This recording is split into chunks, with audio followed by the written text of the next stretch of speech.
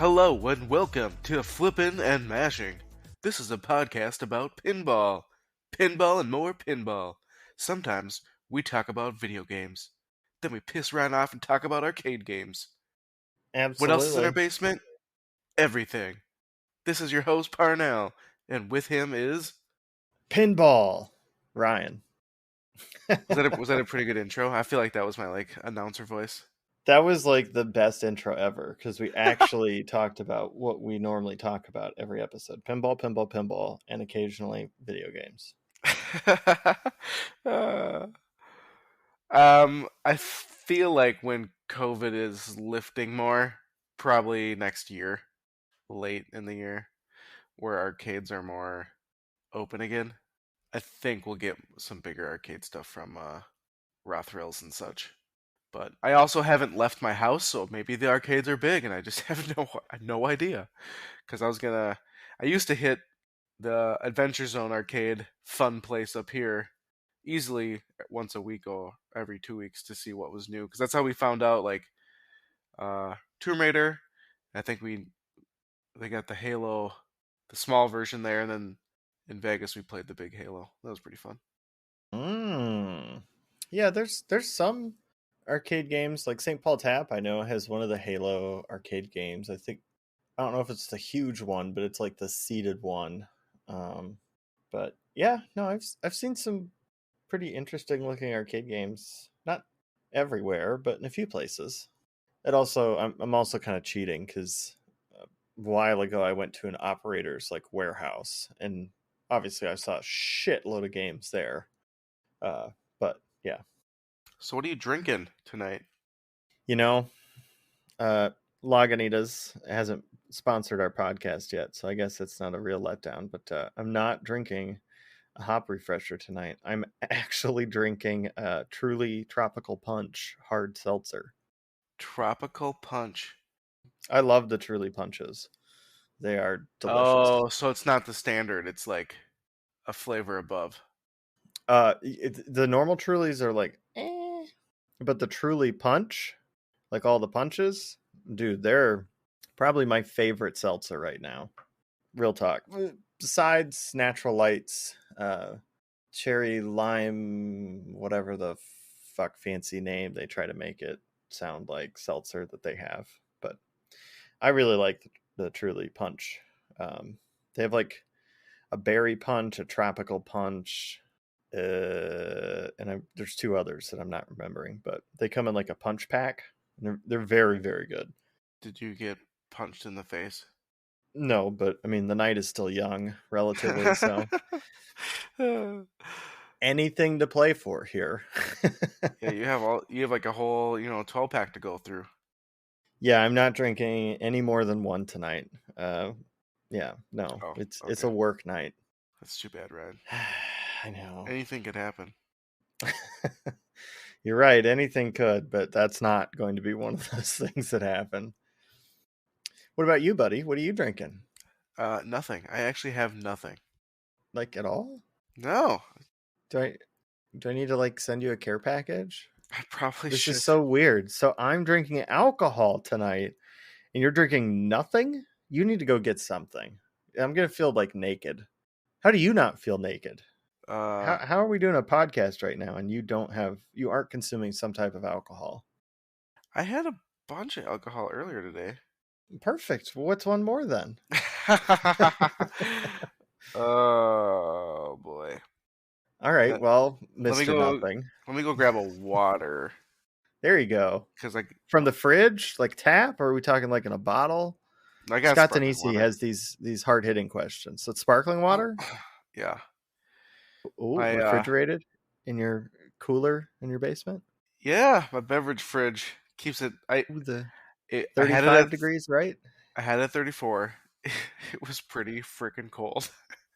So I bumped it to 36 just to see, because it's pretty full with sparkling water and beer and stuff. 36, wow. But I also have a cold, so because you've been drinking 34-degre stuff. That's why. No, it's because I have 2 kids in daycare. It's a horrible yes, mix. Germ machines. I'll be right back. Okay. So while Parnell's gone, I guess we can talk about some stuff. Nintendo is dead to me. I think they kind of suck. They're just very out of touch. And I can't wait to hear about the next stupid Game & Watch that they decide to release that Parnell's going to go crazy for. Oh my god, I got it! Oh, thank God. I heard you talk about it. So I have a Spindrift Grapefruit. Wow. That's honestly more exciting than anything you could tell me that you got from Nintendo recently. I don't know about that. I have some big Nintendo news. Well, let's hear it. Let's just go ahead Oh, and okay, fucking rip okay. that Band-Aid off now. So the Zelda Game & Watch came out. It's a pretty Oh, neat. I'm going to need a second, truly. The back has a Triforce that lights up through the plastic, like of the backlight from the display. It's pretty neat. If you can feel in the GUI or the UI, the user experience, that they learned from the Mario, and this one feels better laid out. Even has a start select. So this Game & Watch might be the one if you're gonna mod it to do all the fun stuff. I realized I suck at Zelda 1 really bad. Like, it doesn't seem that all big of a game, but man, do I suck at it. And then Zelda 2, holy crap, is that a different game? That's a weird one. Did not figure it out. I couldn't find what I had to find, like a torch or something to. Yeah, because you go in the caves that you can get into right away, and then everything's black, and so these bats just hit you, but you can't see them. And they try to get out of Yep. town. And they're like, "Oh, you got to go get this torch or whatever. It's in the basement of the castle or back in the castle." I can't find it, so I actually have to like look at a guide quick to see. But Yeah. then, is it Link's Awakening was the newer one that they just stole off of a Game Boy or something, put on this. Um, I had the remake or remaster on my Switch that I beat with a guide. Full disclosure, and that was a lot of fun. And it's kind of fun to play it as a you know Game Boy green and black display. But since I already beat it last year or so, maybe it was 2 years ago, I just don't care as much to play it. And then the Game and Watch section was it honestly the I forgot what the actual game's called, but it's like Whack a Mole. That game sucks as a Game and Watch. I, it's just a very boring Game and Watch game, and all they did was I put mean, they Zelda. all kind of suck, honestly. No, I'm like, there's some fun ones, but like this one's super boring, and all they did was put Zelda's face on it. Like they have a Zelda Game and Watch, they didn't use it. What the heck?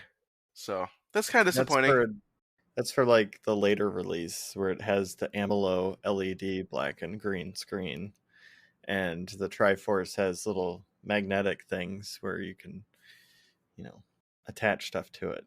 It's coming out in 6 months. There'll be a I hope not. I hope they release. do.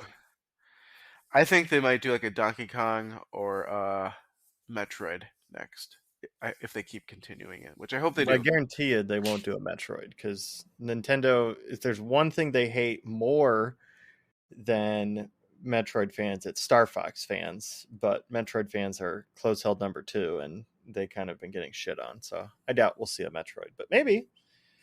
I think Metroid would be good. Maybe Yeah. eventually they'll remember they make those games or did.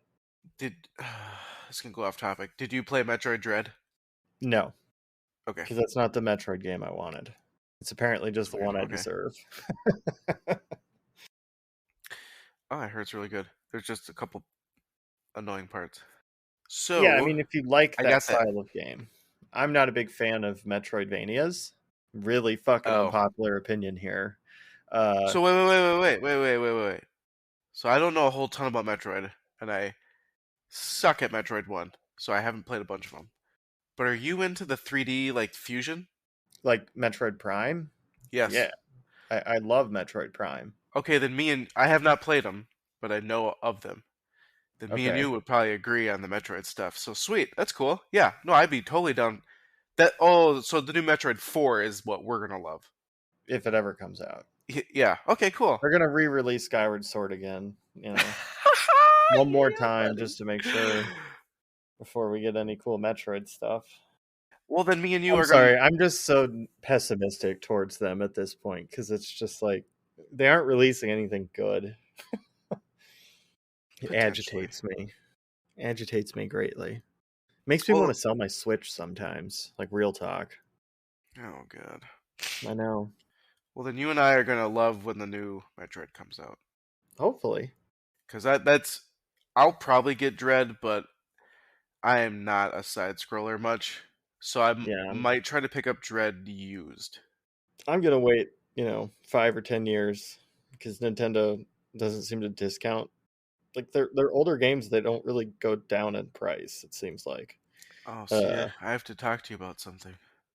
oh yeah. What do you have to talk to me about? So Best Buy and GameStop's Black Fridays have a lot of first-party Switch games that are on sale. Some of them are $20 off. So my So I can go buy daughter, Mario Golf again and hate myself a second time. no.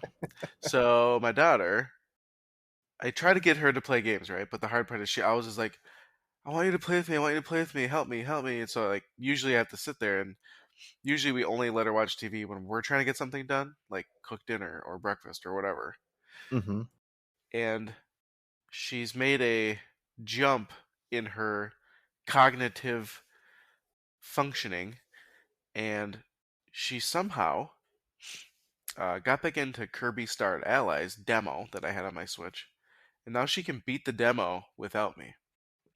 And so I think for her birthday coming up, I'll get her the full game. Well, that's actually exciting. Yeah.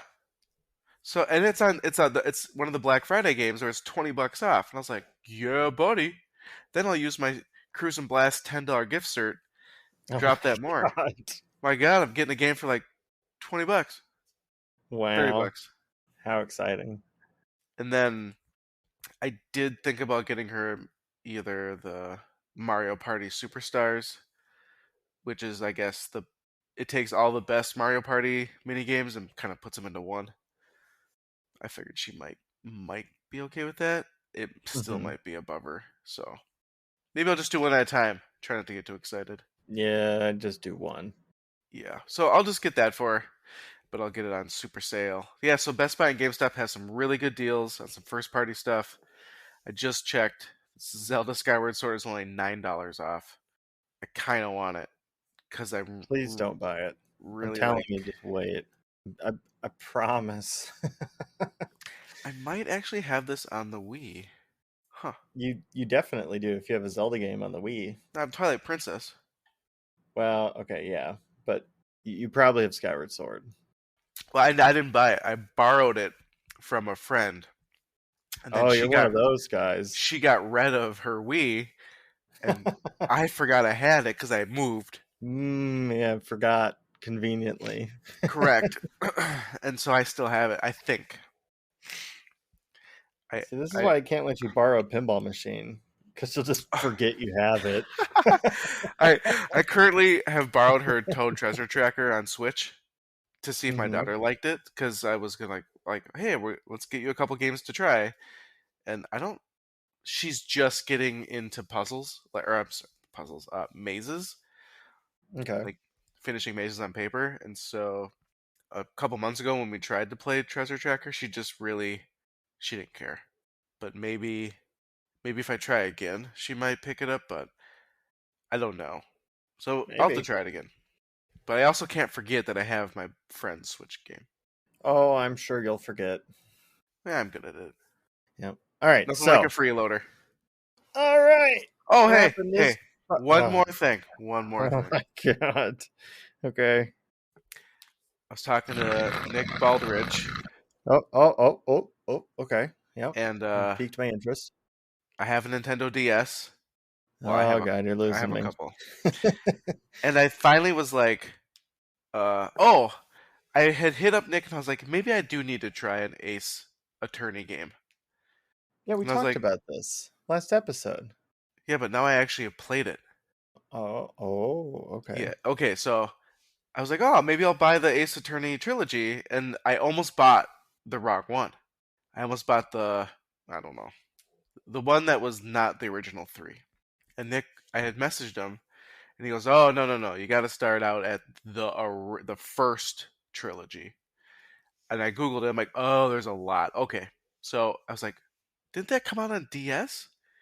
So I found the DS game, and I charged my DS up, and I spent like the first day obsessed with the game. Well, I spent the first couple days obsessed with the game. So I'm on like case 3, where they're at the ninja movie shoot that went bad. I haven't played them, so Oh, sure. okay. Yep. The ninja movie shoot that went bad. It's a really enjoyable game, but I get a little bit of I'll call it anxiety of like choosing the wrong answer. However, after playing the first couple cases, the game really shields you and like guides you, even if you pick the wrong answer. From what I've noticed, it might punish you with a warning, and you get like, I don't know, 6 or 8 of those. But then it pretty much guides you to where you have to go. Okay.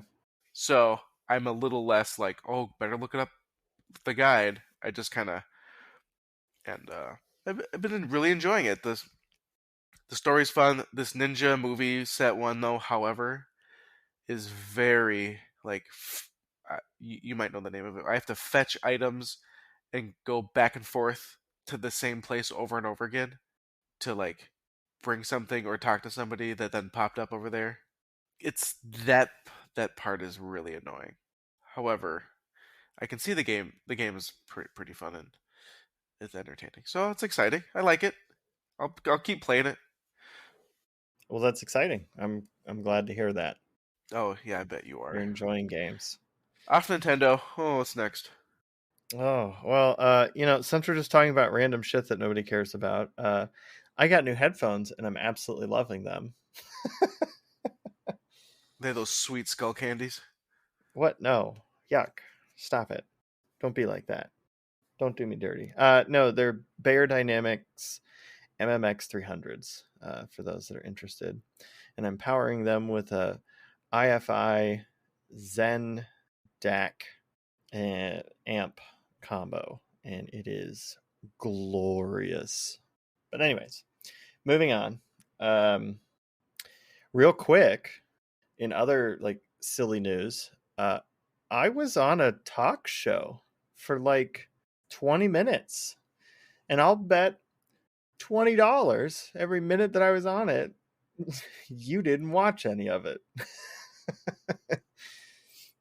I watched 3 or 4 minutes. Okay. Well, anyways, I was on a VR talk show. Um, and it was actually a whole lot of fun. So I might do it again. Um, but it was really interesting. So that was kind of cool. So maybe we have some new listeners thanks to that. Welcome, new listeners. And yeah, so So I'm not a VR person, but so Ryan sends me a link. I click it, and I see it it's like a set, like a late night talk show, yeah, and there's because this it is. host. Okay, so It this starts at host. midnight Central Time. Oh my Like it yeah, is, it's late. it's late on Fridays. I That's when think my he kid does starts crying. Mondays and Wednesdays. He does it too, and he does it earlier at I think 9 o'clock Central or 8 Central. One of the two. Okay, so it loads up, and there's this like a lobster-headed talk show host. His name's Crabster, and he Crab. has the head of a crab. Yeah. Then I see this Halo-looking character in the guest No, seat. it's Doom Marine, but yep. Okay, Hmm. same thing. No. No. And I guess you were a little quiet, or you weren't talking at first right away because I couldn't figure out what was going on. And then I heard your voice. And Yeah, then I saw your hands move, and I was like, "Oh, I bet you that's Ryan." that 100% is me. Yep. And then I think Scott Denisi was in the room. Yes. Yes, he was. Okay, because you like were pointing to him or something, and I was like, he must be in the chat VR. Oh yeah, no. So he was in the audience. So that guy specifically will like, and listeners, if you want like links to his stuff, feel free to email us or reach us out to us on Face page, and we'd be happy to send you the guy's information. But um, he essentially has like a whole bunch of people. He'll go to random like VR worlds and he'll just like hop in his whole like avatar and he'll be like, "Hey, I do a late night talk show. Would you like to come on and be in the crowd and potentially be a guest?" And he just brings people in. You can join if you're like friends with him. You can just join in anyways, but he lets his like game server fill up, and then you kind of go and take a seat in his studio audience, and then he just calls up different people and he talks about whatever the fuck he decides to talk about in that moment, at that very specific moment of time. Sometimes it's funny, sometimes it's cringe because you're talking to people in a VR game. It's called VR chat, and let me tell you, it's a crapshoot the kind of person you're going to run into there. So, but it was fun, and yeah, so that was kind of some exciting news. And as far as other updates for me, I don't really have any. I'm still waiting on Alien to get here, which sucks. I really hate waiting. I did have some people over in my basement. I had Chris and Ben come over and they played some pinball with me Saturday. And I think I had a lot of fun. And I think they did too. So that was really entertaining. You know, that's really the only. How'd that go? Did they put big scores on your games and you got all mad? Oh, I know Chris put his name on Godzilla and Avengers, but it wasn't like GC. It was like high score 1 or high score 2 or high score 3. I can't remember specifically. But yeah, I mean, we all just kind of we played every game in the basement actually, except for Terminator 3. Oh, there's some news. Terminator 3 is sold. Um, it was technically a friend's Terminator 3 that was down in my basement, and it is time for that game to move on to its new home. So we have to say goodbye to Terminator 3. But they did have a ton of fun with Total Nuclear Annihilation. That I think was probably the star of the evening besides the P3. Um, I think they were really kind of like blown away by what the P3 had. And we only had a like limited amount of time, so we weren't able to like super deep dive into the P3. How many Um, playfields did you swap? just the one. They really wanted to play Heist. I had Cosmic Cart loaded in it when they showed up, and they immediately were like, "Well, we really like we really want to play Heist." And I was like, "Okay." So we played like I think 4 or 5 games of Heist, and then we moved to Total Nuclear Annihilation, and they ended up playing I don't know a couple games on that, and we did one co-op game, and I think we got to Reactor 5, and then that was like as far as we'd gotten, but um, they really seemed to enjoy that game, so it's a lot of fun. I enjoyed having them over, and we'll continue to have a few people sporadically come down and play and whatnot that aren't Parnell, because Parnell is busy a lot of the time. I want him to come down and play with me, i.e., every day. So just the way it is sometimes. But that's really all the updates I have. Parnell, I think you have some updates though. Well, you have a update, singular. Well, no, Do you have I? two. You have two updates. I suppose. Tron is Well, up for one of them sale. because things changed. Yep, yep. Tron is up for sale, and I What else does actually, that Tron come with?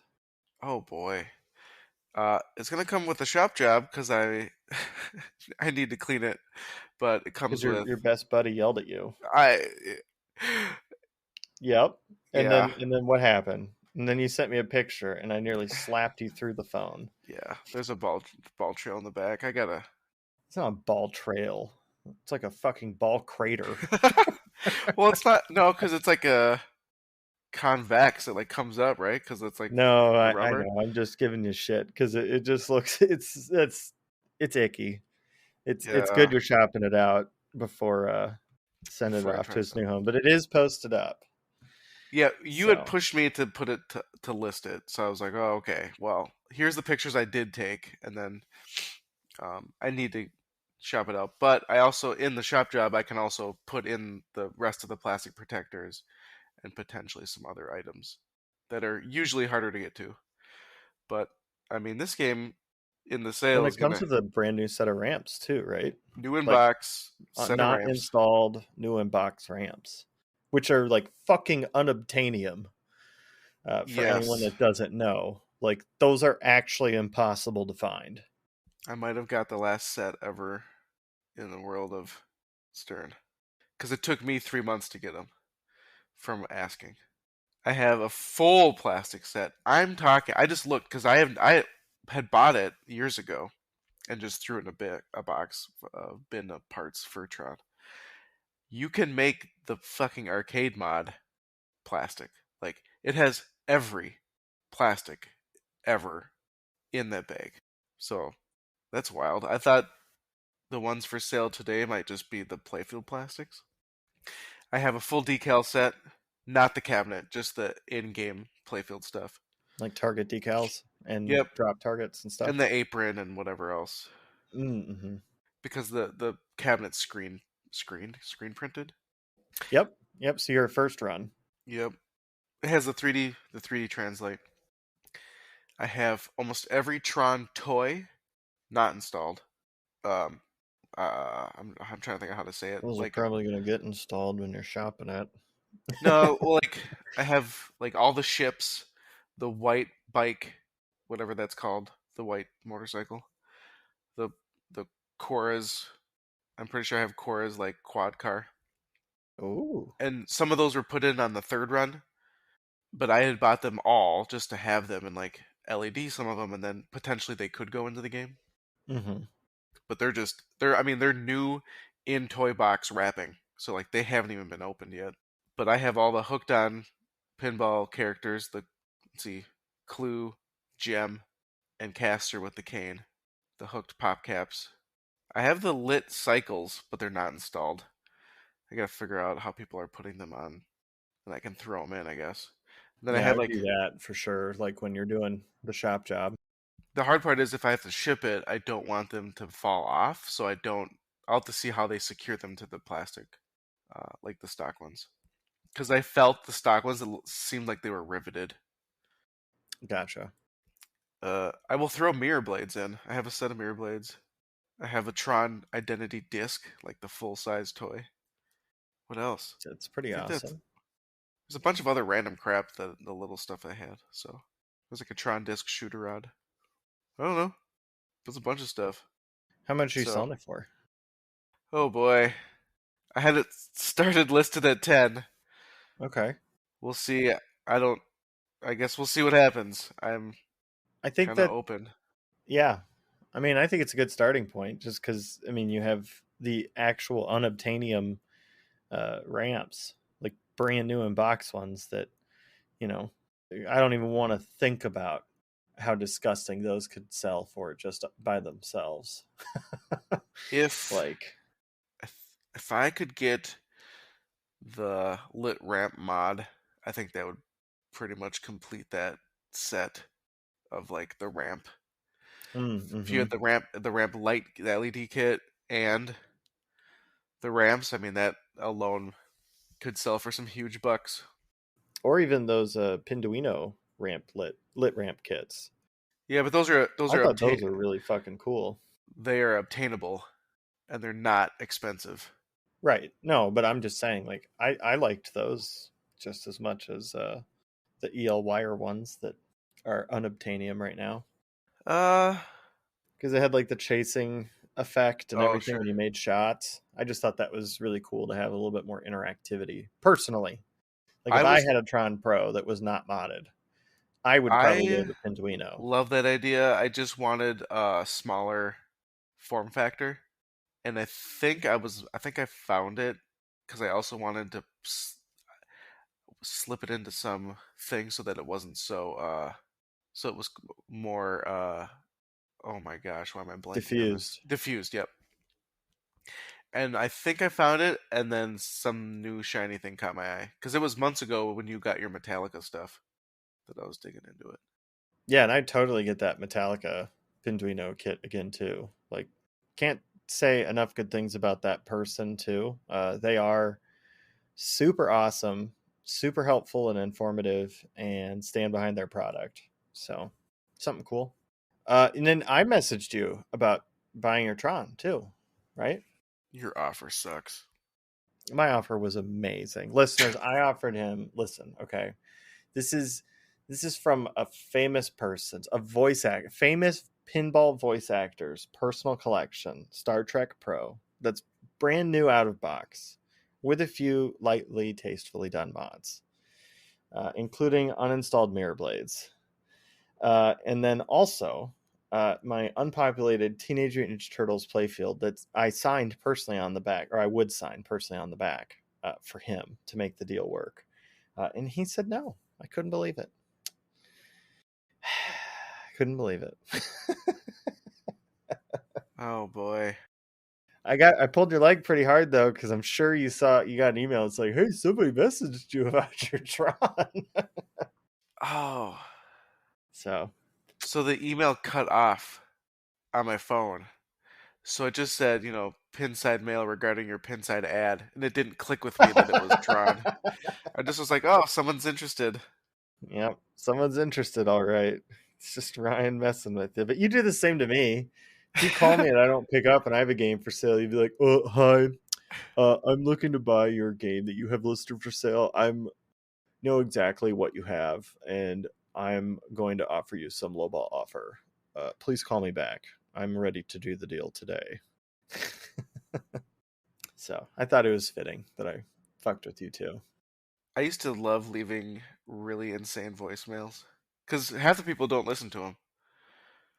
I listen Like, to them every once in a while. yeah, every once in a while. I let them I'll, build up, and then I listen to them oh all when God. I'm having like a bad day, and it's just like, "Hey, it's Parnell here. Talk to you soon. Okay, bye." I'll have to start doing my full crazy voicemails because what'll happen is it's ringing so long that I have like random thoughts of I don't know, like me being like a garbage driver or me working Taco Bell or something, and that will be the character that I then leave the voicemail in and about. Mm-hmm, mm-hmm. Maybe I'll start doing that to you. Oh, life hack. Speaking of Taco Bell, if you go through the Taco Bell drive-through and you want a quesarito because it's the best fucking thing that Taco Bell had on their menu, if you ask for it, even though it's not on the menu, because they make it, it's an exclusive on their like Taco Bell online ordering, whatever the fuck it is. If you ask for it, just in the drive-thru, they'll still make it for you. So that's a life hack. If you like the quesaritos, because the steak is my homie, steak quesarito, they will do that. I tried it out. It works. Is that little roll up thing?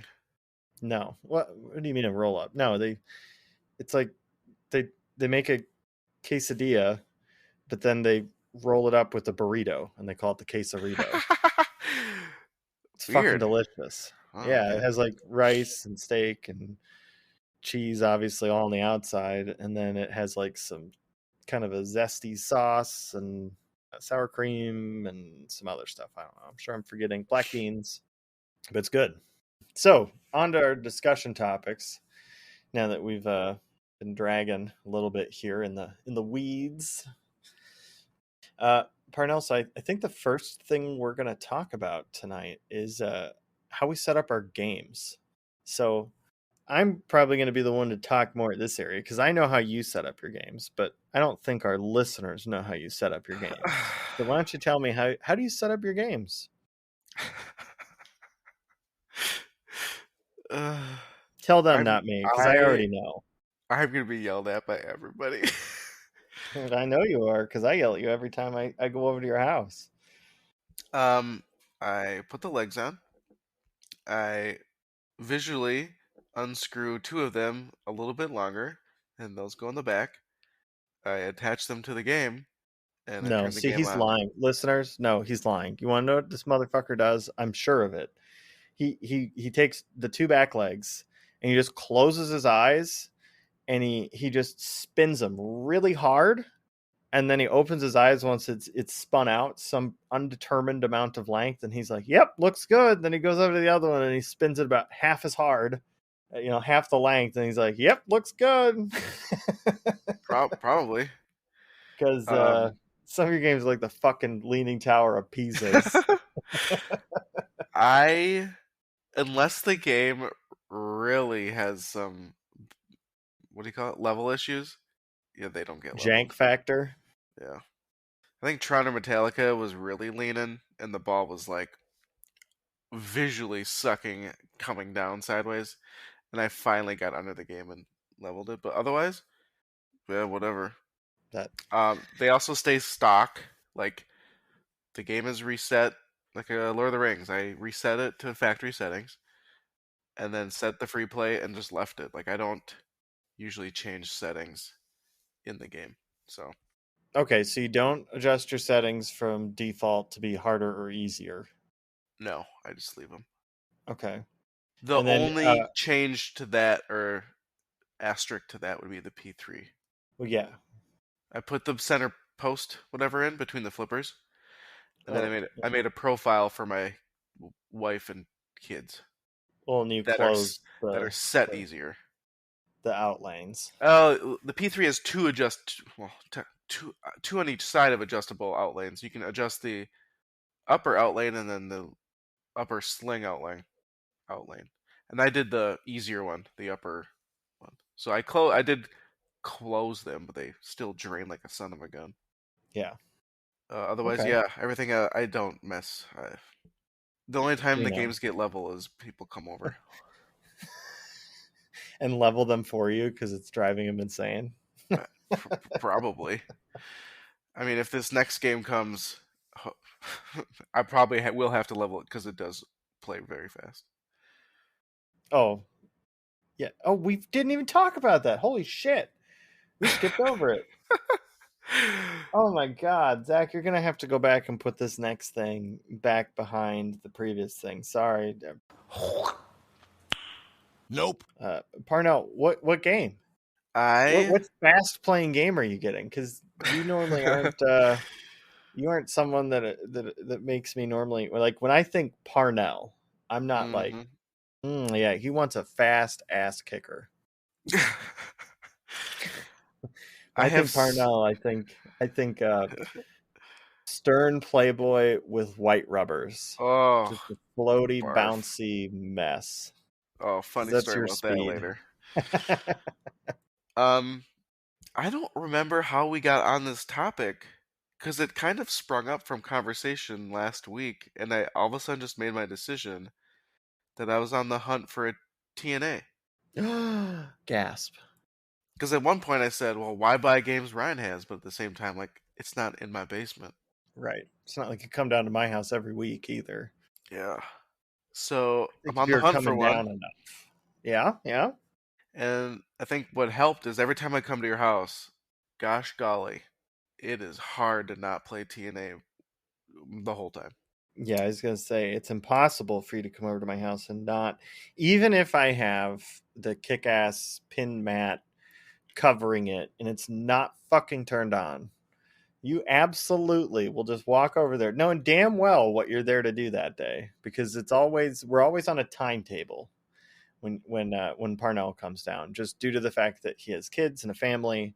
He can't just like fuck off for 8 hours at my house. Like it's just not possible, especially when he has a 2 hour drive one way. So like when he comes down, it's like he's got 3, maybe 4 hours to play, and then he has to go back home. And that sounds like a lot of time, but at the same time, it's really not, because we'll get like on tangents where we'll be discussing stuff or looking at things on the games or whatever. And so a couple hours really isn't that long, especially when you're trying to play the game enough to be able to like talk about it confidently. And yeah, doesn't matter what I do, short of literally dragging the game out of my fucking basement and hiding it somewhere in the house. I think you're always just gonna be like, yeah, whatever, just turn TNA on and get it the ready and be like, the I gotta play best TNA. is when you're like, "Hey, wait, let me tell you something," and then I go Yep. for it, just look at you while I push the start button.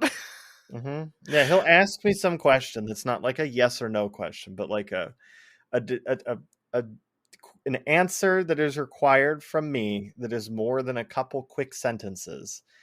And then I'll go to answer it, and he'll just look at me with like this stupid fucking smile on his face. And he'll just like slowly move his finger towards the start button and then push it.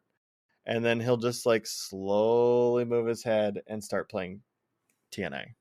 And he'll be like, yep, yep. And then he'll get done with the game and he'll just be like, so what was that? Yeah. What were you saying? Because I wasn't fucking listening. And I'm like, I know. Uh, such a dirty game.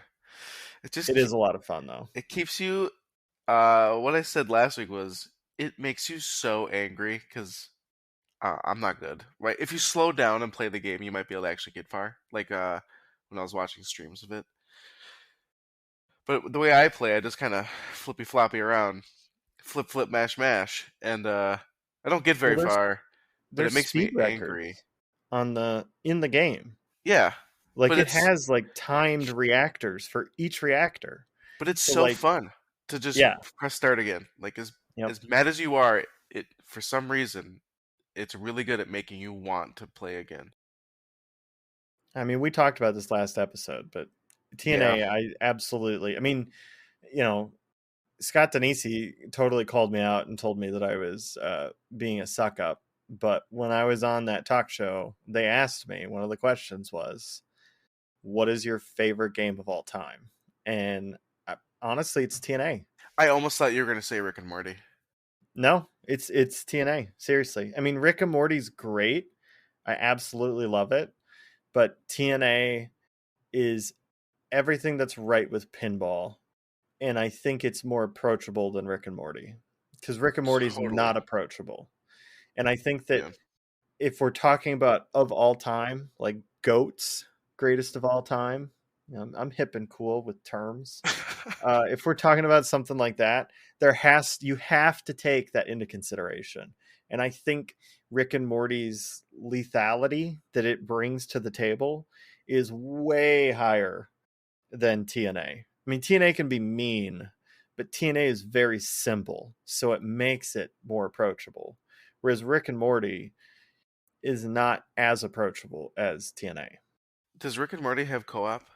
No, Okay. I because Morty also doesn't get any help. You should know this. Well, they could all team up though. All the Mortys could team up together. Yeah, that's an evil Morty thing, and I don't know if Eric Pripke's going to add that to the game. Uh, I think the co-op ability in TNA also is a little factor that I can get my family behind because Well, it was the there first is game to a offer co-op too, I think. yeah, and The newer games. I'm sure there might be it's some old fucking EM that offered co-op or something that Nick knows about. I think the Segas that did the 1 through 6 players, you could make teams. I think, but they didn't call it Mm, co-op. Like I know okay. for sure, like this was the first game to do all player co-op, unless the P3. Unless you want to talk about that, that probably had it before, maybe because the Oh yeah, profile okay. So profile maybe system. roughly the same time, but still. So a lot of my guests are not pinball people, and so when you want to play a multiplayer game, they get like, "Oh, you're just gonna beat me," and so it's gonna be fun to be able to say, "Let's play a co-op game where we're all on the same team."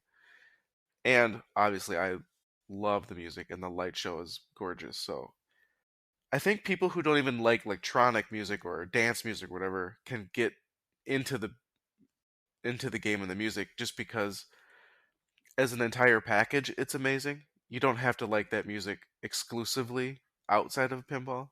It just fits the game. It does help if you like Scott Denisi's music, though. Oh, Like that helps a I mean, I ton. own the soundtrack, so yeah, I totally Yeah, agree. So I'm pretty excited to be looking for one. There's it sounds like you might even potentially have one, right? I've Like been can't say talking for sure. to a few owners. We're working out details. I'm trying to figure out which one. There's been a couple options, but yeah, we're gonna narrow it down. See what happens. That's pretty exciting, man. I'm excited for you Totes my goats. because I think I've been pitching you getting a TNA since I got mine. Yeah, maybe. I think so. No, I have been. Yeah, because initially you're like, no, I'm not going to get a game one of my friends has. Why would I do that? That's stupid. I guess you're stupid. I am. I The hard part too is that now that the whole game room shrinking and your mindset changes of, oh yeah, you can only have X games, and I think you get tricked a lot into what you like, and being able to go to your house over and over and always be in love with that game, it was like, okay, no, this game actually is a game that I can keep long term instead of something like, for instance, Tron, where it's like, yeah, everybody tells me it's a good game. I love the theme, and if I'm bored of it, no, I still just gotta keep it because it's Tron. So Right. I don't know. Yeah, that's exciting. It is. I'm excited for you. I already got the mods in case it doesn't have it. Mm-hmm. Mm-hmm. Including the shit. What is that? The white ball, the Oh my god, the ceramic. ceramic ball. I Oh, I have that, and I almost like want to one of put my it favorite mods. in another game and try it, but I am so pumped to be able to play that. I love personally having the ceramic ball in TNA. I mean, some people like claim it makes it harder, but that white ball is easier, I find, to get it into the scoop Oh sure. personally. And so, but the white ball also is harder to hit stand ups. Like you have to hit stand ups harder. The normal, like steel balls, they don't have to bump into the stand ups as hard. Like you can kind of like, Oh, I don't just even like the want to say mass of the glance it. ball. Yeah, Right. But like the mass of the ball moving from like left to right sometimes is enough to hit like the rad stand up targets on the left hand side. sure. Whereas the ceramic ball, there isn't enough weight behind it, so that just doesn't fucking happen. Um, so it's definitely like you have to play the game differently when the white ball is out. And I really like that personally, but I couldn't totally see if people didn't like that too, though. So I can see that, but I also love it as well. So I'm glad I bought it. There's kind of expensive, but you, they're I, th- very I think expensive. like me and you, like, well, just get one or two, one to keep in that game, and then one if you want to throw it in another game for like a pinball Olympic kind of challenge. Like if you have league night at your house, just throw it in one of the games. Like, Right. here's the crazy game. Yeah. But Okay, yeah, no, I like it. now you talk about your exclusive Ryan Tanner setup of a game. Yeah. So I'm I think I'm still one of the only people that has a P3 with the angle of like 7.2 degrees or like 7.5 almost of angle on their P3. So it's probably making my games play a little bit harder. But generally speaking, when I set up my games, I like it to be at the harder end of the spectrum personally. Um, there are games like Rick and Morty I need to dial in a little bit more. I think that one I actually have it too high of an angle. Um, and I think there's still some like a fine tuning to be done there. But a lot of my games, I don't like crank the back legs up to the max, but I will do them about 2/3 of the way up generally. And then that'll be like my baseline. So the front legs all the way screwed in tight, and then the back legs about 3/4 of the way up. And then if I need to, I can make adjustments as I kind of feel it needs after putting games on it. But yeah, I that's normally how I do my game setup as far as like legs, angle. I like to be around 7 degrees, 7.5, but there's some games that really just kind of play bad if they have that much angle. So um, I'm not opposed to reducing the angle, but yeah. And then I will wax occasionally, but I'm not one of those people that are like, oh my god, I gotta wax at every like 200 plays. I've found that personally, I like waxing it sometimes, and I really like waxing areas. So, like, if there's a game where a ramp, when the ball is coming back on a wire form or a ramp, and it drops down the wire former ramp and it's like trying to walk up and over something, like I might hit wax in that area to make sure that when the ball falls down there, it doesn't have enough friction to be able to like roll up the in lane and out to the out lane. Because I've had that happen many times on many games. And so like that's a hot spot where I will absolutely drop a little bit of wax there. So when the ball falls down that wire form or that ramp, even if it's spinning, hopefully that wax is there to just kind of like prohibit it from wanting to walk up the in lane and roll back down the out lane, because that sucks. But and then as far as like adjusting my machine's settings, the only game that I really did that on was Black Knight on my LE, because I was worried that the game wasn't long enough. So I set the settings to extra hard for everything, and it definitely it made me a better player when I played Black Knight. That's for fucking sure. The route game stood no chance. But having done it, in hindsight now that I've played so many other titles, and I think I've grown as an individual from the first new inbox game I bought to kind of where I'm at now, even in the short, like, I guess, year and a half, 2 years, whatever. I definitely think that the game should be played the way the designer and coders feel the game should be played. So you aren't inhibiting flow or progression through difficulty. Because theoretically, you should just be able to experienced the game the way the designer meant for it to be experienced, I guess is what I'm trying to say. So, yeah, I mean, Ghostbusters as an example, I think I did turn down the free extra balls that it would give out every like 10 seconds. The ball was not drained. I think I limited that to like 2 or 3 instead of like the 5 or 6 that it had, I think, by default. So I'll occasionally go in there, but normally there aren't that many. Normally there aren't that many settings that I feel need to be changed, other than like turning on free play. That's like, I guess, the big one. Oh, I'm lying. I totally turned down flipper strength as needed. Sterns are really bad. They crank their power on their flippers, which is great. Makes them feel super snappy, but then you'll get these crazy fucking air balls out of like everywhere. So I will turn the flipper power down on those. I'll dial it back. And then I also dial back the trough power on any game that I get. Because it's generally knocking the ball, especially if it's a stern, like way too fucking hard. Like way too hard.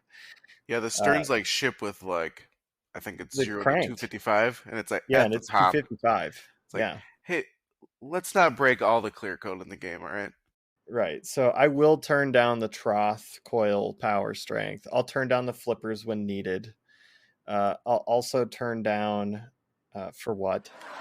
And I'll turn down like vertical up kickers or things like that if they obviously aren't working correctly. But the ones I can tell you, I just automatically, as soon as I get a game, is I do check those, the trough power, and then I'll play a few games with the flippers at their normal settings, and then it always seems like on these newer Sterns, the flippers need to be fucking turned down. I've gotten some crazy balls before I turn the flippers down on Avengers and Godzilla, especially, where it's just like, what the fuck was that?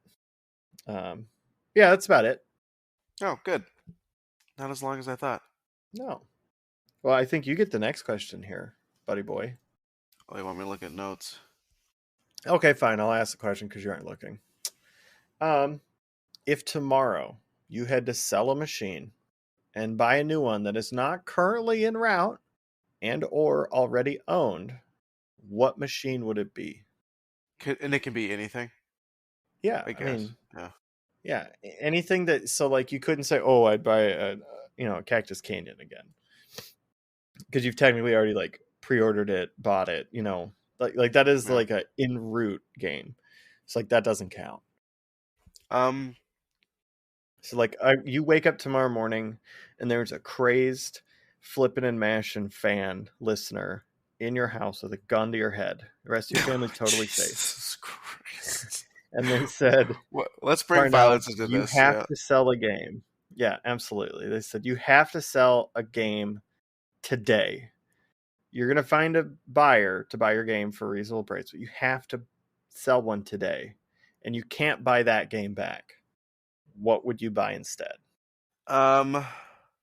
I would probably sell Monster Bash and pick up a Tales of Arabian Nights or Scared Stiff, because both those games I think my Really? wife likes. Yeah, so it'd be like switching my wife's game out. Well, it's not her game. Switching the newest game of hers that she likes out for another Yeah. game that I think she likes, because See, Metallica I is one of thought her you games were too. going to swap out Metallica for No, Tales of the Arabian Nights. oh, I talked Or, to her about selling Metallica, and she's like, "Yeah, no. Why are you talking about that?" So I said, mm, "Okay, Metallica's off limits." okay. uh, I like Monster Bash. I played a game, two or three games today, and I still dig it.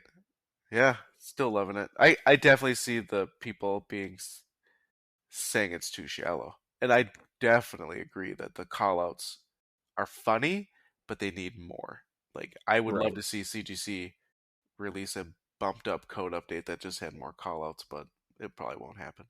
But it's for what it is. I'm digging it. I could see people getting sick of it, so Hmm. I I think it'd be the next game to get rid of. Really? Okay. I think so. Just if I get sick of it and I ask my wife, and cause I think it would be the game to get rid of if I needed to move a game to get if Tales of Arabian Nights was remade. Okay. Well, that makes sense. Yeah, I would love to keep it all and have just remakes down the line, but we'll have to save that for when I win the lottery. Right. And you pay my house off. Everybody's Yeah. house is paid off. Everybody. You hear that, listeners? Not Everybody. y'all. You're not everybody. But everybody. Okay, so Well, Monster Bash for Totan, huh? yeah, yeah, probably, Or yeah, Scared Stiff? yeah. Wow. See, I'd rather have a Monster Bash than a Scared Stiff. Oh, I think Scare Stiff's funny. Hot take. And I dislike Monster Bash. Huh? That's I weird. think for how expensive it is, it's not my favorite title. Let's put it that way. It's not a bad game. It's a fun game. I enjoy playing it on location. But it is not, it would drive me fucking nuts if I had owned it any longer than a short time in my collection, personally. Um but You you play I've pinball too often. gotten, yeah, I know, it's a real problem. Should talk to my doctor about it. Um so if I had to sell a game tomorrow to buy a new one that's not currently en route or already owned, what machine would it be? I was telling you, I had a dream actually in regards to this. And it wasn't, there was additional reasoning behind it, but I guess the long and short of it is if tomorrow I had to go out and buy another game to maybe reduce the size of my basement and or uh, sneak a little money off to the side, but then also have um, a new game come in, I think I would try to I would sell two games. And I think it would be Avengers and Star Trek. And then I'd try to go for like a Guns N' Roses LE and then pocket whatever money I had left over. I think that's, if I had to, I think that's what I would end up No, doing. Not because I love the game, no, no, no. but Get out of because here. I'd like Okay. to get better at it. Okay. Yep, So hit me. Hit so me. you sell one game and you can get another game, and it can be any game.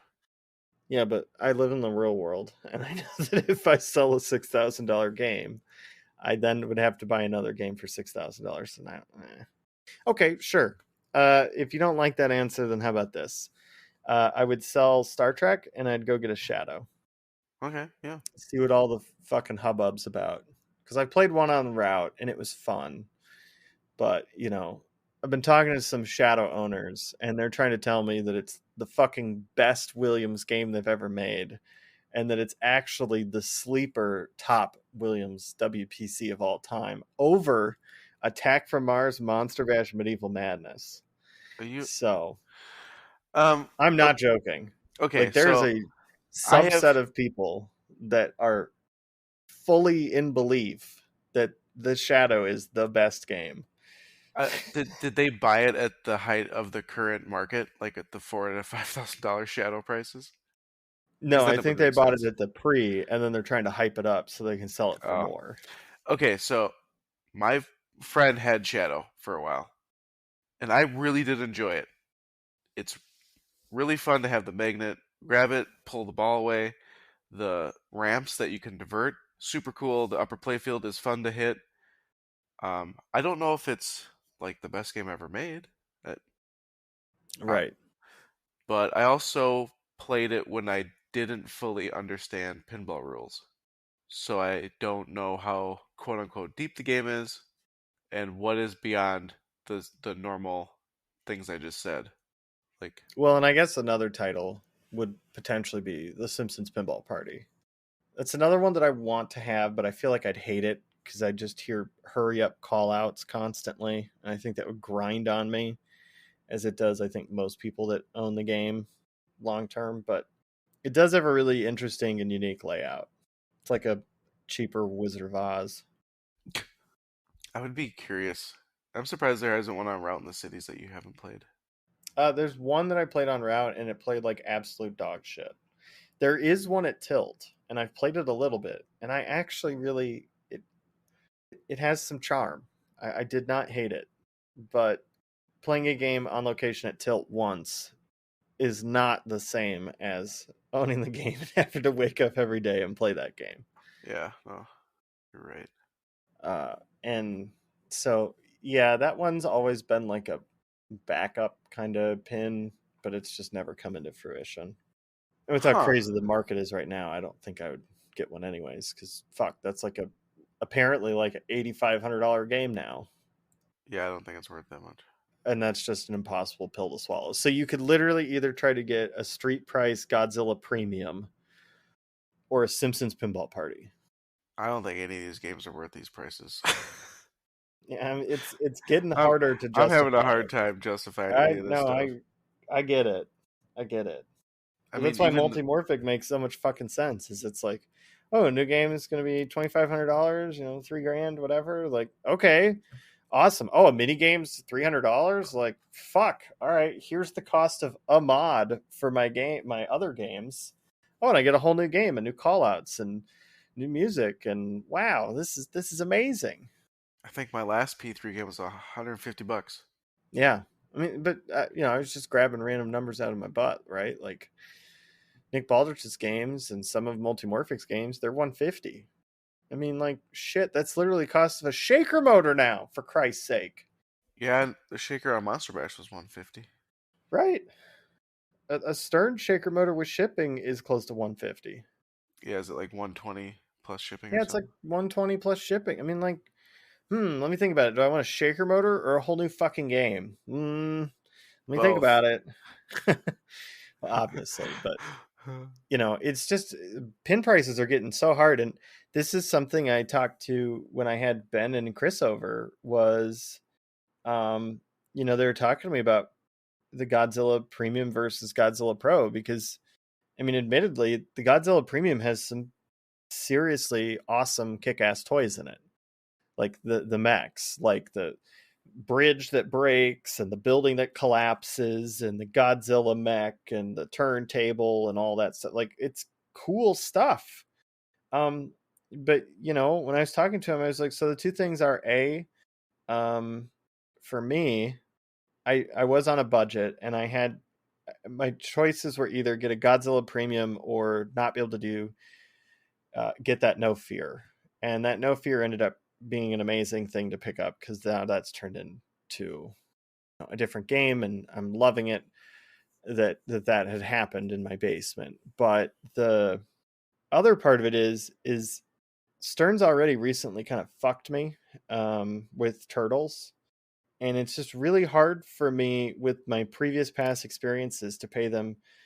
It was hard for me to justify spending the $6,900 or whatever the hell I ended up paying for my Godzilla Pro. Like, that was hard enough to justify because they still went up almost $1,000 over what you used to be able to get them for like previously. And now the premiums are almost $9,000. And it's just like, it's really hard to justify that money and that much money when I know that there's still potentially going to be, when I know that there's going to be potentially issues that I run into and their total like lack of support. I mean, they'll get around to me eventually, I guess.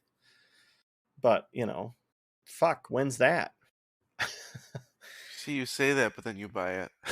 You buy the new Stearns. I bought a Pro though. I did Oh, not give them $9,000. You know, I think it is hard that we say this, but then we keep buying games. well, the thing is the market's nuts. So if I have to make a choice between spending $6,000 on a fucking fishtails or 6,000 and some change for a brand new pin that has like 8 times the fucking depth and is more fun to play, it's really hard for me to justify not doing that. Now, I don't think that in times past when you could pick up games for cheaper and it was like half the cost of a new inbox Stern, I think that's when we really should have been like hammering down on this. But the unfortunate part of it is Multimorphic's up and coming. We've got some exciting stuff coming out from them, I'm sure, soon with their new release, and I'm sure more amazing things on top of what they've already released to be excited for. But unfortunately, I'm someone that likes to shake up my collection more frequently than Multimorphic right now is able to come out with new titles. And Jersey Jack isn't like blowing my skirt up. I said I'd take a Guns N' Roses, but really just so I could learn the fucking rules for tournaments and for when I'm at, conventions and stuff. But other than that, like American Pinball, there's nothing that they have out that I want of theirs. Spooky Pinball, I totally am not a fucking fan of Halloween and Ultraman, and I think we've made that very clear to our listeners. So I mean, I just think it's kind of hard right now because Stern's kind of the only one in the game that, even though they're like they are the Facebook of pinball, they unfortunately are where all of the potentially good games are still coming out of, and that's the frustrating part. Because you even said yourself when you came over and played Avengers and Godzilla that you loved both of them. And I Unfortunately, know yeah. yeah, I mean, it sucks to admit, but like, it's true. Like, Keith Elwin is doing a great job over at Stern. And it's really fucking annoying because if he went somewhere else, I would have no problem going to whatever other company that is to buy games. And to be fair, I'm buying a fucking Alien before I do business with Stern again or Jersey Jack. So I'm literally finding every other avenue I possibly can that is even a halfway interesting concept over buying a Stern or a Jersey Jack if I can help it. But unfortunately, Stern has Keith Elwin, and Keith Elwin has been so far coming out with really good games. Although I don't know how big of a Jurassic Park fan I am, but I didn't love Jurassic Park, but Iron Maiden was a lot of fun. Avengers is really great, and Godzilla is like even better than that to me personally. So all these people on Facebook keep going, "What should I get? A Jurassic Park or this?" And it's like, you got Godzilla. you got to play your own game, man. You got to play the game first before you buy it, because I love Jurassic Park, the theme, the movies, the books, but like playing the pin, it was kind of a letdown. But like Well, yeah, I mean that's kind of Godzilla like was, Turtles too. oh yeah, exactly the Because same. Turtles, I had an idea of what Turtles was going to be, and then guess what? It wasn't fucking any of that. And they didn't use the original art. They came in and did CGI, cell shaded graphics. They didn't use the original theme song due to licensing related issues and constraints. And I guess I get it, but like if you're going to try to push this shit as the original like cartoon, then it needs to be the original cartoon. It needs to embrace that. If you're going to push Jurassic Park, it needs to have more than just like the main fucking theme song and nerdy going like I want more of that theme and license. And I guess it's just kind of frustrating because a lot of times we don't end up getting that. And I'm not a huge Godzilla buff, but at least I get to see the actual fucking movies of the Godzillas playing up on the LCD that tie in and make sense to what the game is actually like supposed to be modeled after. It's not like 3D cell shaded fucking graphics of Godzilla movies that they like took the clips and just like put them through like Google Deep Dream and then like cell shaded them and was like, haha, look, we've come up with original all new art for all these scenes that you've already seen. Like, no, if I'm buying a license or a theme, I want that license or theme. I don't want like your flavor of it. And I guess that's kind of like a pet peeve, right? Like Halloween. You get like Yeah, half a second of actual video, and then the rest of it's just like cell shaded art, which I know somebody worked hard on that. I mean, they always do. But I didn't buy the cell shaded version of Halloween. I bought the version that I wanted all the movie clips from. So it's kind of I think that's the hard part with themes and expectations, right. which is also why you should play stuff before you buy I totally agree. Yeah, do as I say, not as I do. it. I've only done it a few times now, but yeah, It's getting harder for some of this more obscure stuff, especially. yeah, like if you don't Like, jump on it, then it's sold and gone forever, and then well, that or potentially it's like the you'd pay a P3. lot. I mean, nobody had a P3 in Minnesota when I bought mine. So like some of these games, like I'm not saying you should make the plunge without playing them first, but like it's pretty hard. You know, the one Alien I got to play, I found out later it was a fucking prototype and it wasn't supposed to be out on route, but it was put on route. And shocker, it was broken almost immediately all the time. And obviously that left a negative taste in my mouth to where then I went on here and was like, fuck this game because it couldn't even run the whole time and it was dark. Oh, wait, the games later on, there's a brightness adjustment setting. And oh, wait, they fixed a bunch of the problems because that was a prototype and it wasn't supposed to go to where it was and make such a big impact. So, like, it's getting to be more difficult. I think pinball's at this really weird time right now where it's, I don't even want to say it's the fear of missing out. I think it's like, you know, right now, if you right now wanted to buy a Godzilla Premium, if you can find one for 2022, it's at the end of 2022. That is when, that is the soonest right now you could get a Godzilla Premium. So if you didn't jump on it day one, you know, before they had sold out of the first, you know, batch and a half or whatever they're claiming they did, like you're not getting one until the end of 2022, potentially 2023, which is crazy to think about because we're not even in 2022 yet. But Stern has pretty much sold out of most of their allotment of that title for the next year and some months, potentially the next year and a half. Yeah, I don't Um, get how they said, and I get that these were pre-COVID. They could do a 50 a week, and now uh, you're talking. I so heard as well that I heard that the number right now is 18,000. 18,000 what a year? No, that's how backed up that right at this Oh, moment they are. because they were They're at 5,000. 18,000 behind right now. How are they supposed to make?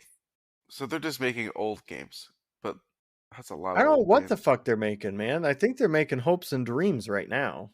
But Because they're they are, supposed to release another game like at CES. So I don't in think it's the happening. Hot take, I think the next, I think when Rush gets released, because there's my predictions. I think when Rush gets released, it's going to be next year. If they don't, I'm going to be so fucking disappointed in Stern because, like, I really think they need to catch up on their stuff rather than just like Keep almost literally smoking announcing games. themselves out. Yeah, because they're just going to choke themselves out. Like at some point, people are just going to be like, fuck this. Like if I don't get in on the first run, I'm just not ordering the game. Like I was talking to a dude who has a premium ordered and he's set to get it at the end, Q4 of 2022.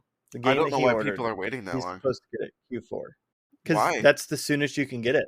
Yeah, but Because if why you wait? want to buy a game right now, Parnell, how are you not going to wait? Uh, there's some used crap on CGC, That's American selling for Pinball. more than what new is. What? Nobody wants American Pinball. I'm gonna be real with you. No, nobody wants Valhalla American sold Pinball. out 500. Yes, Valhalla did, but that too, we have no idea when they're going to get done with that 500, nor do we know when they're going to be able to produce any more than that. CGC should ship special editions end of this month, starting next month. Okay, but that's like saying, "Hey, don't buy the Totan that your wife really likes. Go buy a fucking Houdini." Like it doesn't it's not the same, right? Like if there's a license or a theme or a table you want, like that's the table or the theme you want. Yeah, but the current market is like, let's just buy whatever's available. I think it's more just no, I think it's more like to your point where it's like, okay, well, I really want this, but I can't get that. And I have the ability to buy games, so I'm going to go buy this instead. And I Wouldn't you think that's rather? just happened enough. Okay, so wouldn't you rather pay a little bit more, get one used or new soon, than wait a year? You know, man, I'm not going to argue it either way because I've not had deals work because I had a game priced at what the market was paying for them. And I had people messaging me saying, well, I'm not going to pay you more than what it is new in box. And I said, that's fine. So I don't really get to pick. I think it has to come down to like your personal opinion. I'm not saying that it's necessarily wrong, but overpaying for a game to have it sooner is arguably just as damaging, if not more damaging, than pre ordering and just being patient, waiting for the game to pop up whenever it's actually available to be popped up, even if that means potentially waiting an entire year from today before you can see your game. The only way I'd wait a year is if I had a collection big enough or I was going to buy another game and this was just one that, was gonna just slide in or whatever. Like if I had 5 games and I was gonna get a Godzilla. But I Yeah. don't know if I want Well, to and I wait a think year that, because in the meantime they're gonna announce 3, 4 more games. right. But I did tell my bar owner friend, I'm like, switch your order from a Mando to a Godzilla and see. Tell whoever you're gonna go through that you're gonna be an operator. You're gonna be on route because they have games earmarked for route. See if they can bump you up. Because Mando was same thing, August 2022. And I was like, Mando's not that good. There's gonna be better games out by that time. Right. And they said the same thing, like, oh, we can't get Godzilla's till late next year. So I'm on the lookout to try to find a Godzilla. But I mean, that's just kind of my point, right? Like, Well, I so think a for lot of these people that are inflating it are the ones that already have a few. okay, but my whole point is like I would just move on to something else. I'm not gonna sit here and wait. I know, but what are you going to move on to? Because we just spoke about how you don't think that I used just told games, you, or not used games, CGC is a new old game. games. American Pinball, Stern will release another one. You just have to jump on it right away. So you have to tell your distributor. Uh, I was gonna say Supposedly, Deep the Root, but Rush they're gone. pins are already sold out. Like that's how Well, fucking crazy it is. So not only are the LE sold out, but the first run of premiums supposedly now, from what I'm hearing, so they're not sold out. There is a. are pre-spoken for with deposits put down on them. The funny part is people do this to just get their spot, and then when they see it, they're gonna be like, "Oh yeah, maybe not," or "Hey, I'm just gonna buy it and flip it." Because I'm not CGC has arguing, started. you know. Yeah, so when I got in on my Cactus Canyon, PPS and CGC got tighter on rules on how you're buying the game because it even said on the paperwork I had to sign for the deposit that I couldn't ship it to someone other than myself. So they're trying to crack down on that flipping stuff. And I can still take delivery of the game and then flip it, but Right. I mean, they're attempting to be the good guys in this situation. Yeah, they're But trying. if I didn't want Cactus Canyon as an example, Legends of Valhalla personally doesn't look like the play style of game that I would want in my basement. At least right now, Yeah, but look how many nothing used really games like there are. I mean, you have to pay a little bit. Like, used game. Have you seen how many used games there are within 500 miles of no, us? because you know that we all can do shipping. Okay, well, keep talking for a second. I'm gonna check and see how many there are total for sale in the United States that are willing to ship. But keep Because talking. there's a Shadow, there's a BSD, and they were for 4,500. And obviously, I from back in the day don't think that's a good price, but it is what it is. So you can still buy stuff. It's just I don't know, you have to be okay with it. There are 107 machines inside for sale That's that are publicly. willing to ship publicly. Yep. So if you had one picked out, like I have TNA picked out that I want.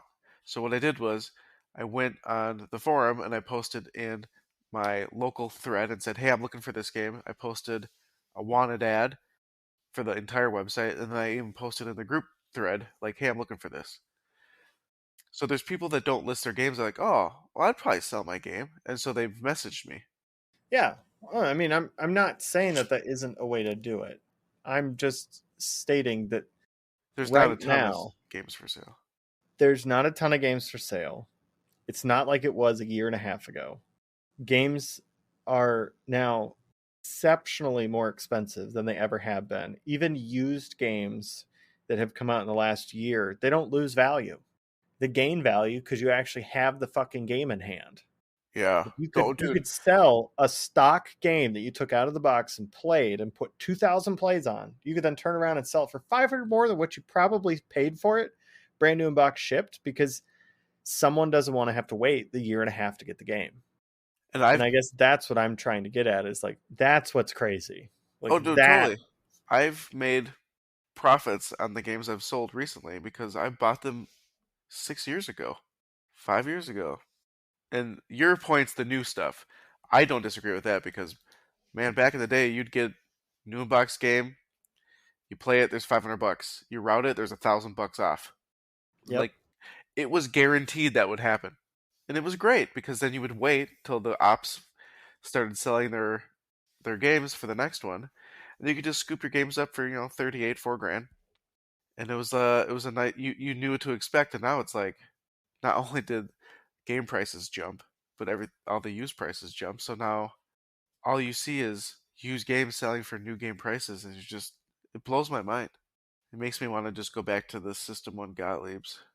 I mean, those have even went up a bunch though. I was gonna go find the barn finds that are just falling apart, no wood left. Yeah, because you're so good at falling through with projects. Oh yeah, my wife would agree with you on that joke. Okay, so changing gears here, so we don't just keep My arguing about God, we should just cut that whole fucking shit out because we've pinball done that every economy. episode. No, but it's something that's important to talk about. I think Uh okay, our so if listeners are in the same position that we are, right? I okay, mean, so it's here's the future unprecedented. talk. If Stern caught up, would the market settle down? No, I think the market's going to stay wild. Do you think the market would drop a little bit on resale? I could see it maybe dropping back down to 500 off new games, but I don't think we're going to see $1,000, $1,500 off new in box game prices versus what they're selling for. Sure, yeah. It's just that ship has sailed, unfortunately, and I think that you know, uh, unfortunately, all of these games have went up in value, and no one's going to be the first one to try to tank that value post Stern catching up for the used game market, specifically games that are no longer in run. Well, I think the hard part Like too I is don't yeah. think Tron's going to fall any in price, Yeah, so if the when market Stern quote catches up. unquote get normalizes, people are still going to try to ask for these crazy prices. Well, and people are going to pay what it's historically been paid for these titles. So I mean, we've kind of already like shot ourselves in the foot because we're, you know, there's a lot of people that like to use Facebook and Pinside as their resources for what game prices are and kind of sort of hover around. And I think that's really the best way to do it. The problem is when the market kind of settles down, I think it's going to be really fucking hard to try to convince somebody that's selling a game totally within the range of what games were selling for to knock down half of their price because there's no longer the stern pinflation. Like, I think that pinflation's just going to be there permanently. Like, the only time we've seen a crash in pinball that's significant is when pinball nearly died.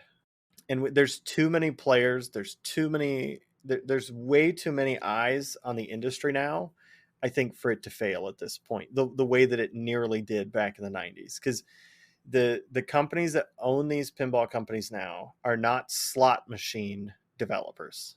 They do not sell slot machines that are the market leaders. You know, Stern at the time of the pinball demise was not the bleeding edge. It was Bally Williams. And we all know how that ended because they found that it was just more profitable to operate on slots rather than pinball machines that were hit or miss, just like right now. The problem is all these new pinball manufacturers are ready for that ebb and flow. I mean, Stern, very much so. Like, all they have to do is, even if they come out with another stinker, like arguably Led Zeppelin, is they just got to have Jack Danger publish another game and push it out as a home game that sells out a fuck immediately. And now they've made back whatever they lost before. So, like, they have the market literally, they have it down to a science, I think, because So home games don't have to sync up with their main, like, pro premium LE games, like, at all, with timing or anything else. So when they need a quick cash infusion, now they can have their golden boy Jack Danger come in and make a home edition of whatever fucking license that they still happen to have on the table, and people are going to buy it because it's Jack Danger. And I'm sure he's a very talented guy with designing games, and on top of it, he has some of the industry's best there to help him and guide him along. So I'm not talking shit about Jack. That's not what that comment was about. It was more about the fact that Jack Danger is absolutely the, like, golden boy, quote unquote, of pinball. Like, I don't think that I've spoken to a ton of people that really hate Jack Danger. He puts on a good show. He's not biased towards any one manufacturer. He gives everyone the spotlight and the time of day that they deserve whenever they're coming out with a new game. He'll stream it. He'll do whatever. So I think in a lot of ways, like, they are building in, like, these organizations have already built in, like, oh shit things if they need to. Like, Jersey Jack, I'm sure if they were going under, dude, they're just going to rerun fucking Pirates. Like, that's all they have to do. They have to call Disney up real quick and be like, hey, I need that license again. uh, but I think that there's these pinball manufacturers that have been in the business a while now. They're used to these ebbs and flows. And I don't see the decline happening like it did before. I don't think everyone's just going to wake up tomorrow morning and be like, yeah, fuck pinball. I'm not interested in that anymore. There's too many eyes on it now. It's becoming mainstream. do you think they sold? I guess they don't have expectations of the home pin, but do you think they quote unquote sold out of Jurassic Park the home pin? They absolutely did. From what my sources tell me, the, like, initial batch that they had really planned on selling or running at the time, at least initially, is completely sold out. Like, you can't get one. I like that though, And that's because the I think, quickest the home pins ever sold yeah, I was out, gonna say might I add. the home pin gets a lot of shit. So I'm this one actually does look fun though. So I'm glad that the home pin is getting some love. I'm not against the home pin. I'm happy that they're exploring other avenues. I wouldn't buy a home pin personally unless it was, like, sub $3,000 personally. But if I had the opportunity to buy, a heavy metal or a Star Wars or a Jurassic Park for $3,000 or less, like, I'd hop all over that shit. Um, but for more than that, I would have a hard time justifying it. I guess because I've been in the hobby long enough that, $4,000 to me, I don't see $4,000 in that machine personally, um, because it doesn't seem like it is as detailed. But it's harder because pros went up now, right? So, like, I think we spoke about this, oh God, many episodes ago about it and how you got bullied on the internet because you said that the home pins were a good buy, and that was back when you could get a Stern Pro for between 5 and 5,500 used. And at four, it was like, yeah, I mean, you could spend the $1,500 and get a Pro, but at $4,000, the home pros are under $4,000. They're not a bad deal. And now, I mean, I guess thinking about it more logically, I have to retract my statement. At under $4,000, the Stern Pros are still probably the best thing you could buy in pinball right now.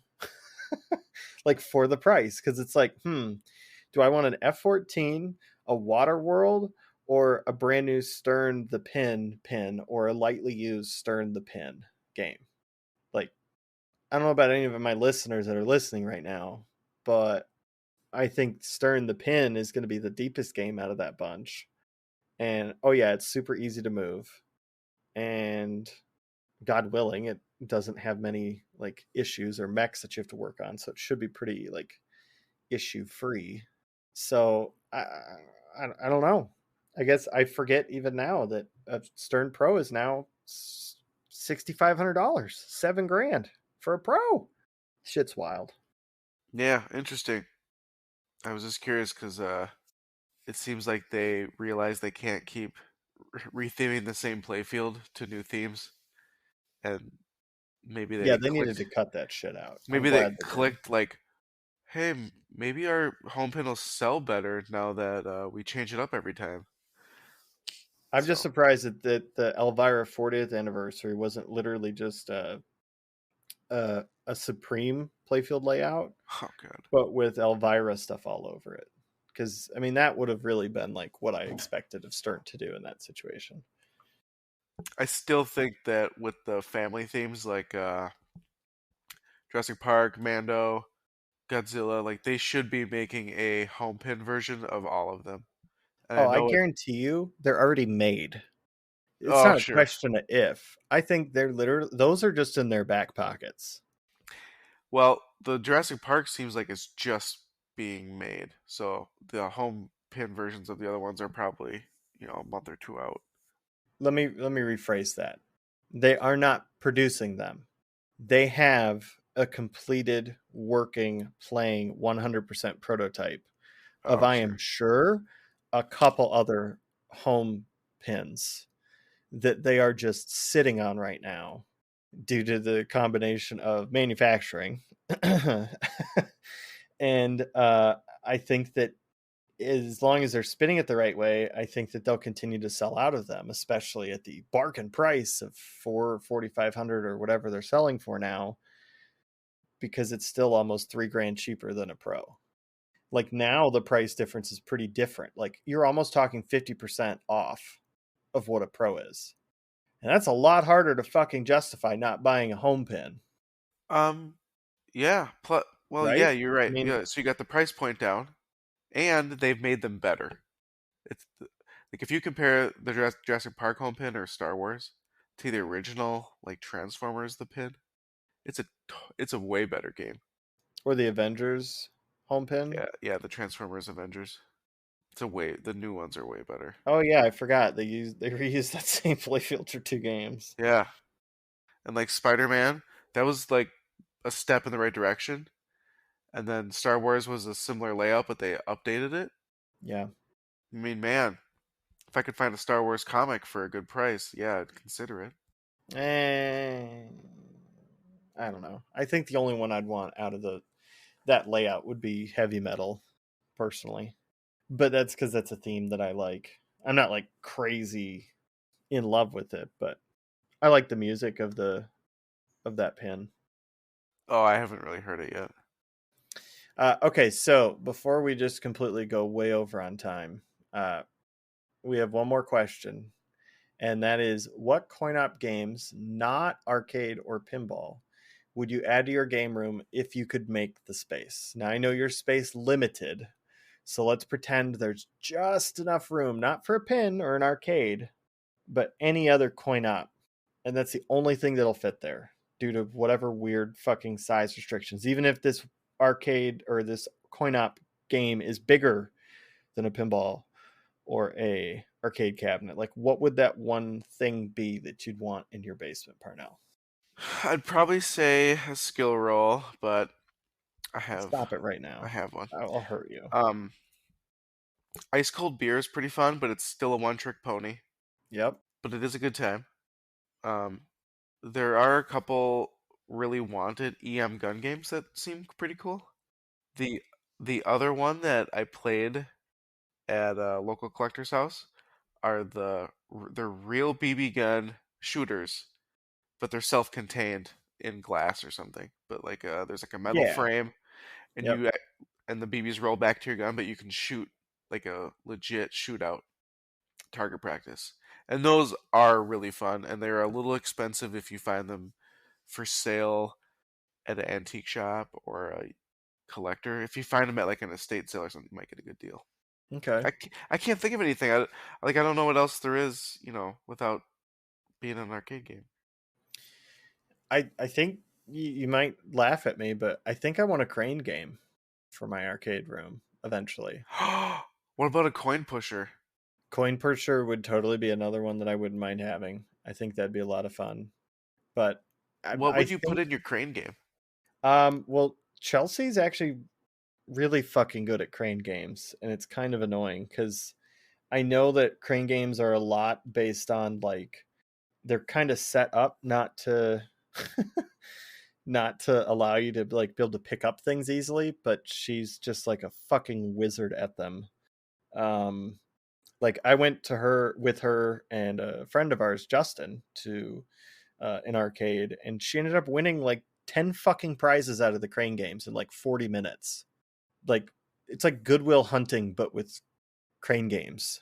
Like I don't understand it, but she just has the thing that you need. And so I think what would be fun is uh I would get some stuff obviously that I find like cool on Etsy or eBay or Alibaba, kind of stuff. But then at the same time, like I'd literally make her go work for it. We go out and she gets stuff in crane games and then we bring it back and we throw it in ours. And I'll just have to have it set up super hard so she can't always just win a prize out of the crane game at home. But What does I think it'd changing be the cool to have a difficulty crane do? game. Is it the I tension have on the no idea claw? because I don't Oh. I don't own one, but from my understanding is like the tension of the claw, how wild the like mech whips around once it gets up to the top. Like I think Uh, a bunch of that stuff can be adjusted. So it might like have good clamping force or okay clamping force. So it picks the item up, but then when it gets up to the top, it does that whole like whip thing, and I think that's when it'll just like drop it because it doesn't have enough force to hold on to that item. But I have no idea. I haven't owned a claw machine to know the intricacies. And listeners, if you have one or have a lot of experience with them, I would love to hear some feedback on it. But I kind of want a crane game. A coin pusher, I think, could be okay, but that kind of almost feels like a slot machine kind of scenario. And slot machines are fun for like a night or two.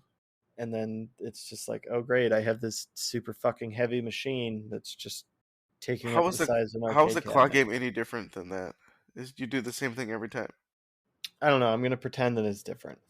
Oh, okay. Because the coin pusher, you're really just dropping coins in the top. Unless you're buying like a really fucking nice coin pusher. Well, but like ice cold beer, skill roll, it's the same game every time you play I'd it. rather have an ice cold beer than a skill roll. But I think if I could only have one coin op game that wasn't arcade and or pinball related, it would have to be, I think, a crane game. What about Ice the cold beer would be cool, but $3,000 is really fucking expensive. And your skill roll's cool, but I would totally get bored of that in my basement after like the second day it was down there. For me personally, well that yeah, but that you're saying that it works. If it's broken, it's in your basement guess for what, a long guy? time. It does work. The only thing it doesn't do is go ding, ding, ding, ding, ding right now in the score reel work. The nickel falls through the whole game. I can count out because I can math like an adult all the points I've gotten from my nickel going down the path. Like it works because you're just flicking nickels and it's falling through, different point allocation holes. You're so angry. No, I'm just being serious. Like your skill roll works. Like you can play the game, you just don't hear the chimes and the score reel. It'd be That's like not the playing full an EM. experience. It's not. You're right, but I understand the game, and I just don't think it would last long in my basement. That's what I mean. I don't think any game will last a long time in someone's basement I unless think it a crane was. game would, only because Chelsea really likes it, and that would kind of be like a Chelsea thing that I would get for her because she loves crane games. And if you can go play a crane game that's free, I don't think there's a person alive that isn't going to want to go down there and try to get something out of my crane game. Yeah, so what are you putting in it? Fucking Pikachu toys and plushies and squishy toys, and I don't know, maybe I'd put like $100 bill in a plastic ball that literally wouldn't fit in the Oh, claw just to fuck with people. oh, see, that's smart. Now you're thinking like an operator. Yeah, Alibaba for all the stuffed animals, and then Yeah, $100. yeah, no, absolutely. There you go. I'm not gonna make my friends pay for it, but I'm sure shit not gonna let them be able to get that like really high ticket item in there either. Oh, how you gonna pay your game back? I'm not going to. That's just gonna be fun for the basement. That'll totally just be a loss. Ooh, look at you giving all your guests free stuff. Yeah, but I mean that's part of the fun, right? But yeah, I wouldn't mind a crane game. Um, the old EM gun games are pretty cool. I've played a lot of them at Candyland, uh, or not Candyland. Uh, Can. Can Can, thank you, Can Can in the Twin Cities, and they're fun. I think my favorite EM game though would have to be either that junkyard one or the helicopter one where you have to fly a Oh helicopter. yeah, Those are those are probably like my two favorite. those are huge. The huge though, right? Like they're Yeah. like yeah, like they're almost a whole room. What? No, no, no. The helicopter one, it's probably the size of about an arcade machine. Maybe Is slightly that the one where bigger. you try to get rings through It's it? not rings. It's got like three energized like poles that you have to hit in a sequence. Okay. And the helicopter like flies around in a circle, and you adjust like the throttle with one hand, and then like I think there's like steering to tilt the helicopter forwards and backwards with Uh the huh. other hand. That one, like I said, that's a lot of fun. I think those are like 3 or 4 grand though, and at that price point, it's like, well, I'd just rather get a claw game.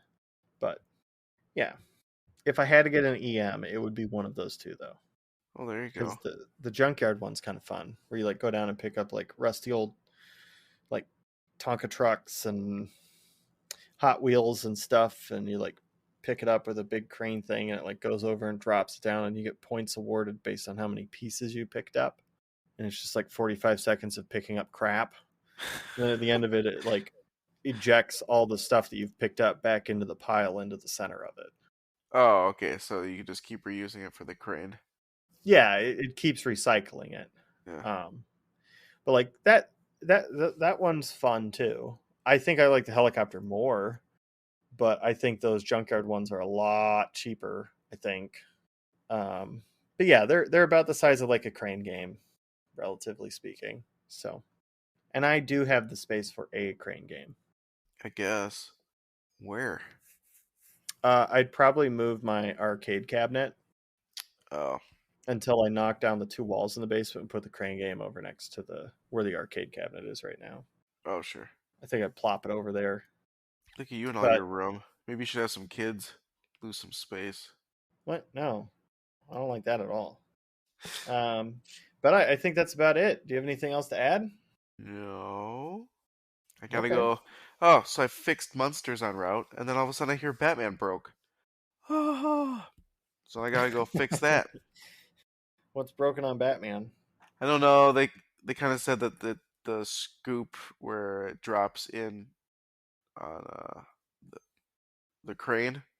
There's like a vuck back there. Yep. It's not working right. So I don't know if something's in it. Like maybe the spotlight fell in there or something. But yeah, I gotta get over there, check it out. Interesting. All right. Well, you'll have fun with that. It's always something. It is always something. Well, with that, listeners, it is always something. It's always something to transition to our goodbye. So, good morning, good afternoon, good evening, and good night. You can email us at flippinandmashing@gmail.com and check us out on FacePage at facepage.com/flippinandmashing. Oh, and we also have a Twitter, What's that tweet? Flippin and Mashing. At Flippin and Mashing. Yeah, at Flippin and Mashing. And yeah, we're now there. So, yeehaw. Another way for you guys to send in feedback. Did you tweet at it already? No. Oh, someday. I'm running it. That's enough. Well, Zach's running it, actually. Someday you can tweet at it. Yep. Yes, thank you, Zach, for editing this podcast. Yep. Thank you, buddy. We love you. Bye. Bye.